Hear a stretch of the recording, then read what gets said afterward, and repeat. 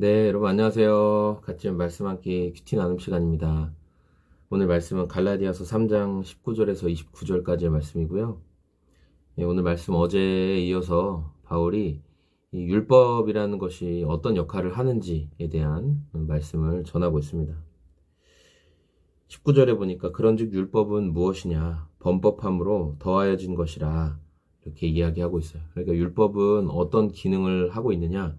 하나님이 우리에게 율법을 주셨을 때 아무 이유도 없이 주신 건 아니겠죠. 물론 율법을 우리에게 주신 건 아니고 이제 이스라엘 백성들에게 줬죠.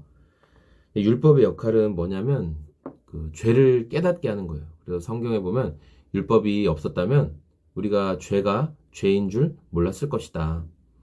예를 들어 우리가 도로를 그냥 다닐 때 평소에는 그냥 건너 다닐 수가 있어요. 평소에 늘 그냥 건너 다니던 도로였는데 어느 날 거기에 이제 신호등이라는 게 생기고 그리고 신호 체계에 대해서 내가 알고 있어요.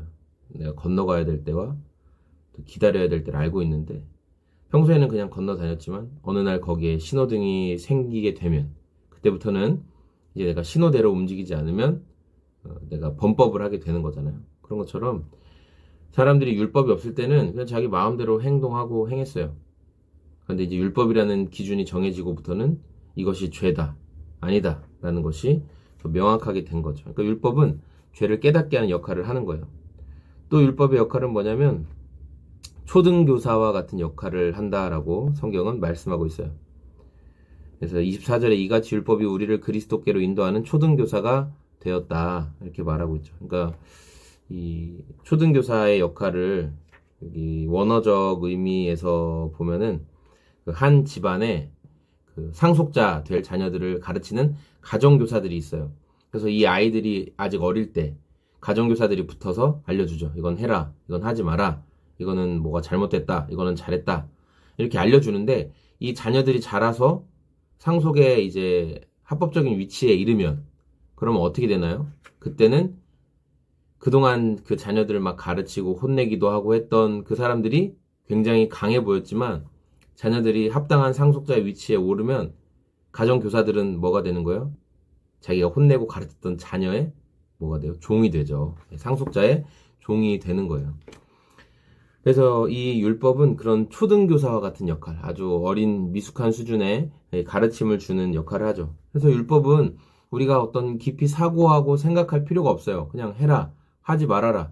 아주 심플하죠. 흑백 논리처럼 저건 해도 되고 저건 해도 안 되고 그런 게 굉장히 많아요. 율법은 그렇게 단순하게 해라 하지 마라 우리가 생각 없이 따를 수 있게끔 돼 있다는 거예요.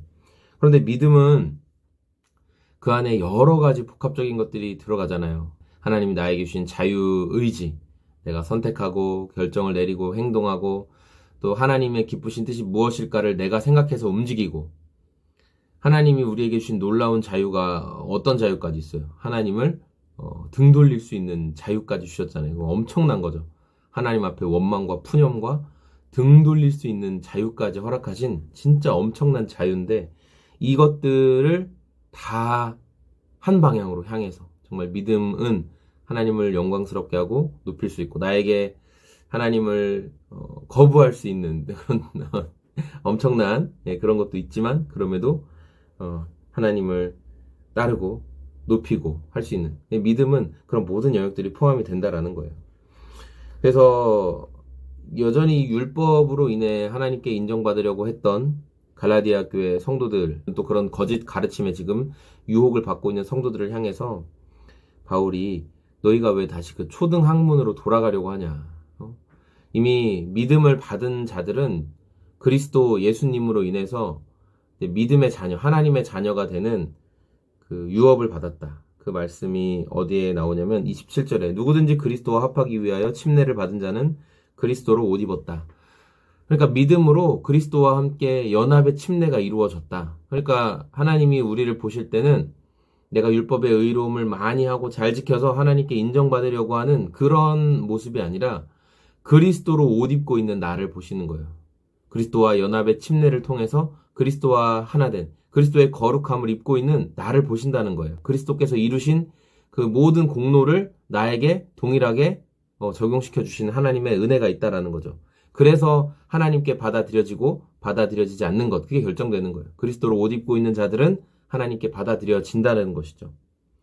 결국 우리를 살리는 것은 뭐냐? 율법을 잘 지키고 율법의 행위를 많이 하고 율법의 용납함을 하나님 앞에 보여드리고 그런 것으로 하나님께 받아들여지는 게 아니라 그리스도와 연합함, 그리스도와 연합의 침례 안에서 믿음으로 이루어진 그리스도의 연합이 우리를 하나님께 받아들여지게 한다라는 사실을 기억하면서 우리에게 이 생명을 주시는 그리스도와의 연합, 그리스도와의 하나됨, 믿음의 통로를 통해서 주님과 하나 되는 이 우선순위가 바뀌지 않도록 율법을 자꾸 지켜서 인정받으려고 하는 것이 절대 하나님께 도달할 수 없다는 것을 기억하고 우리가 오늘도 그리스도로 옷 입고 그리스도로 선택하고 그리스도 안에서 살아갈 수 있는 저와 여러분의 오늘이 다 되었으면 좋겠습니다. 네, 여러분 감사합니다.